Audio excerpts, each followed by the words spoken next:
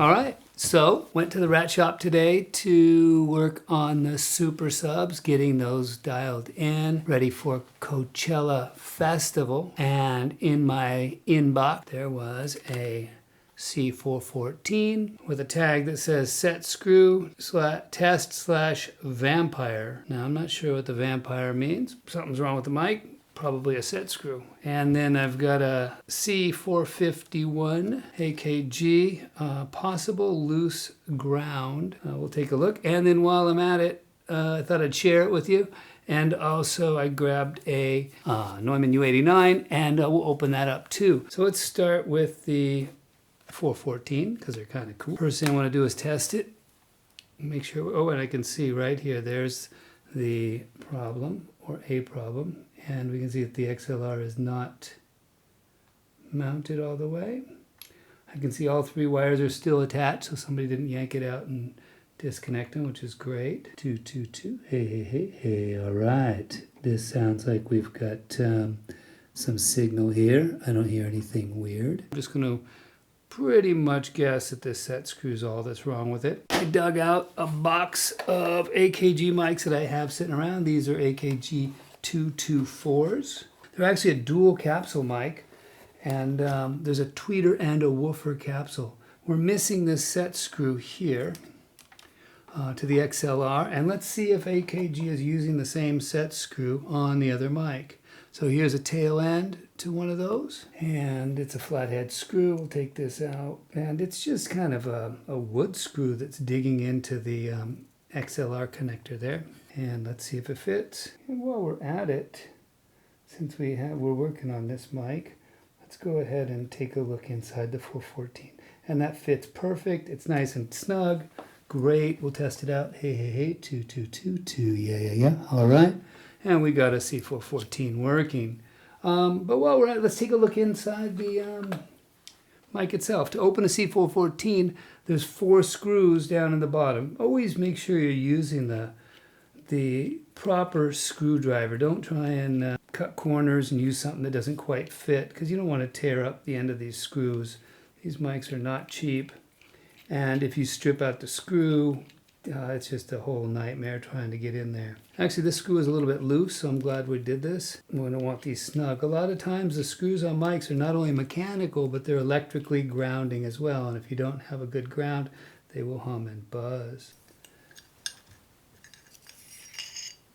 There's the shell.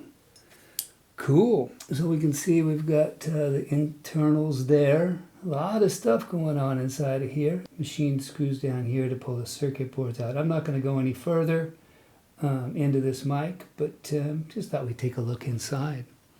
All right, so we'll put this back on.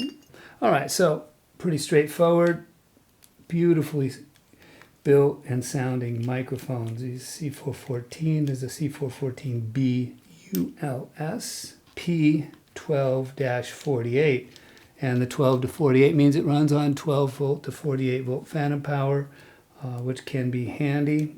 You know, you can use a Sound Tools XLR sniffer sender. You can use the sender with a Y cable to power up. It's got 12 volt phantom power in it, so you can actually power up 12 volt mics. So we could use a Y cable and a Sound Tools XLR sender and power this up if we were in a pinch. All right, one mic down. Let's get to the next one. This is a C451E, and let's test it out. It says bad ground. I'm thinking it's crackling, and I can feel that this capsule is loose here. This has got 3 tiny little flathead screws around the capsule. Now the capsule does come off, but it's easier to work on it while the capsule's on the mic.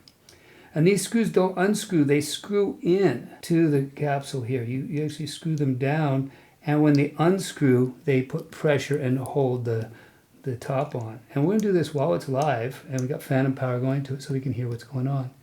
And there's a spring there that's hitting here. And a lot of times you'll find these mics make this sound here. Let's see, it should do it. There. You'll hear this kind of capacitive crackly sound. And that'll be from the same thing. That'll be a bad ground there. Something's not connected right.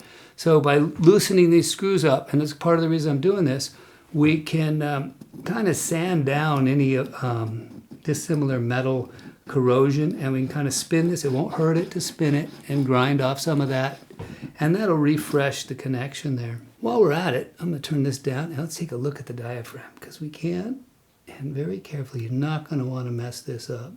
See that beautiful gold foil on a gold spring, and the mesh in there. And when you put this in, you don't want to nick it in any way. And that's just held in there from pressure from the spring. Here's a foil thing. This foil will actually come off, but it's part of the ground and it kind of touches the inside. All of this is helping with shielding and grounding. Line up the pin and set this back in there. I'll turn it back on so we can hear it. And then you want to use the tiniest little flathead screwdriver and unscrew these things and make sure they're lined up, because they'll go flush with the shell there when they're correct. And they want to be kind of snug. You don't want them to be loose. And just tightening these up, making sure these are tight on your mics will save you some grief. It's fun to work on mics that are built well. One of the worst mics to work on is an RE20. Absolutely miserable, especially if they're old and the foam is crumbling. If you do need to get inside of one of these, the way to get inside is there's a clip here. You dig it with something sharp, you put it in there, and you can pop this clip out. There it is, ring, and unscrew the capsule. And gently push out the mic. And there we have it. This is all done in shrink wrap, which is kind of neat. And lots of discrete transistors, big transformer in there. It's a gorgeous mic. And a lot going on in a little thin shell. These are great because they're the same diameter as an XLR connector. When you put it back in, there's a little tab there that lines up with a little notch. And the opening of the D-ring shell also lines up with that notch. Rotate it into place. Make sure it's flush, and let's give it a test. Capsule on.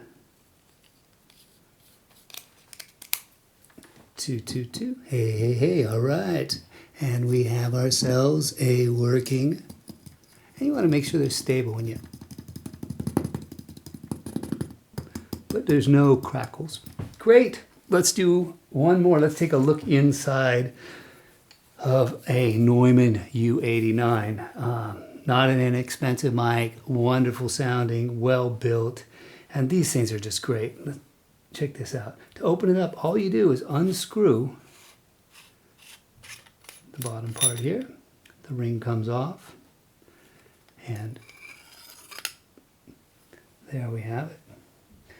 There's the circuit board, one side, and then here, unlike the AKG that had these super flat switches, this has actually got a full sealed little potentiometer or a switch type thing for the patterns and for the filter and the pad as well, the three different ones. And then there's the other side of it. It's just cool. It's like old tube stuff-ish, even though this is not tube.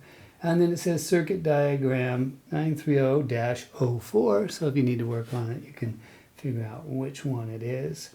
I'm not going to go further into it, but there's 3 screws here that when you take them off, you can pull the grill off and see the capsule inside of there.